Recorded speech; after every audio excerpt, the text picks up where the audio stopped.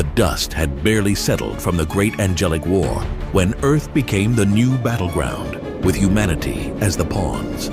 Samyaza, a fallen angel, saw an opportunity for revenge against God and a chance to shape human history. Leading 200 fallen angels, Samyaza descended to Earth, intent on interfering with God's creation.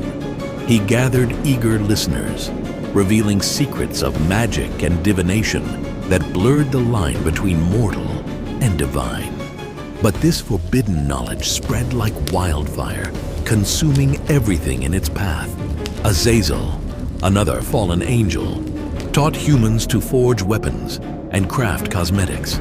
Suddenly, humanity wasn't just armed, it was vain.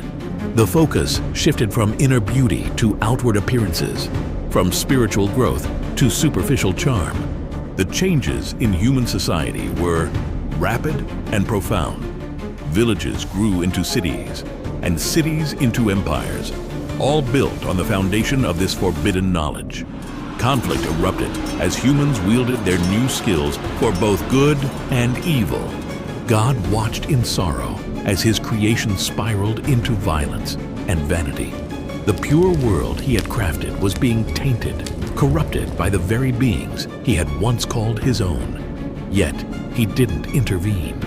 This was part of a larger plan, a cosmic drama playing out on the stage of human history. The Book of Enoch describes the gravity of their actions, and Azazel taught men to make swords and knives and shields and breastplates, and made known to them the metals of the earth and the art of working them. And there arose much godlessness, and they committed fornication, and they were led astray, and became corrupt in all their ways. But the fallen angels' plan had unforeseen consequences. In their quest for revenge and power, they had created a world where their own existence was threatened. The very weapons Azazel taught humans to create could one day be turned against them. The knowledge of magic and divination gave humans tools to potentially challenge angelic power, both fallen and divine. As chaos unfolded, Lucifer watched and plotted.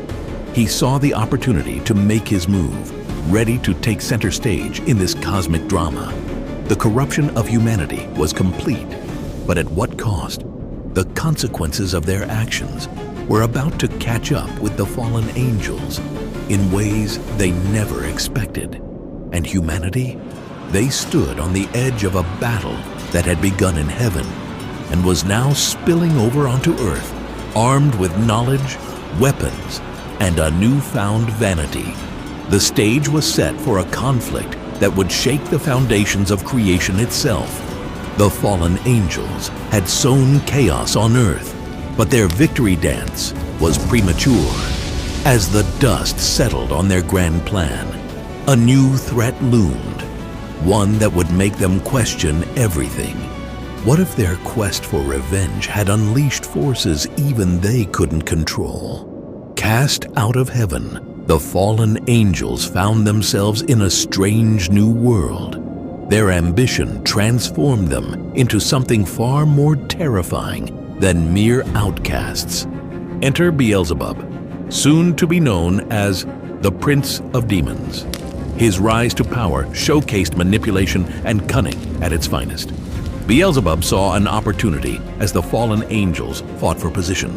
He whispered in Lucifer's ear, his words a slow poison seeping into the minds of the other fallen. Lies spread like a disease, turning angel against angel. His tactics were ruthless but effective. Lucifer, recognizing Beelzebub's value, granted him his new title. This wasn't just a fancy nickname.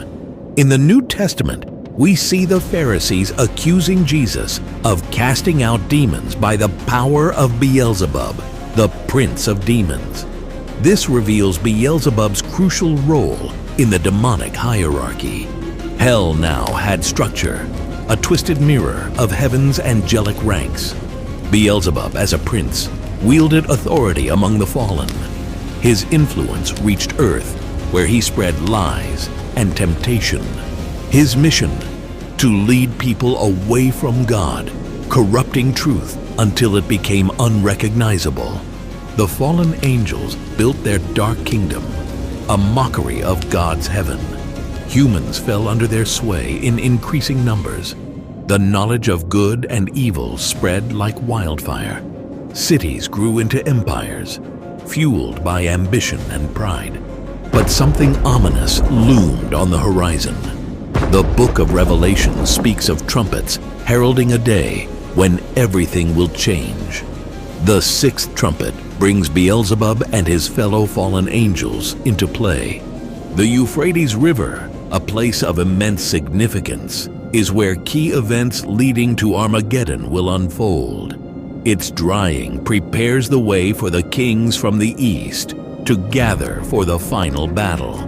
Why does this matter to Beelzebub and the other fallen angels? Because their release is destined. They're bound, waiting for the moment to be unleashed upon the world. When that happens, they'll lead an army of 200 million horsemen. This release, this moment of apparent triumph, is also the beginning of their end. The fallen angels, in their pride, think they're orchestrating events, but they're playing right into God's plan. Remember, Beelzebub's name evolved from Lord of Flies to Lord of Dung. It's a reminder of how far they've fallen, of how their rebellion has twisted them into something unrecognizable. Their power has limits. As the trumpets of Revelation sound, as the Euphrates dries up and the final battle approaches, one question hangs over everything. What judgment awaits them in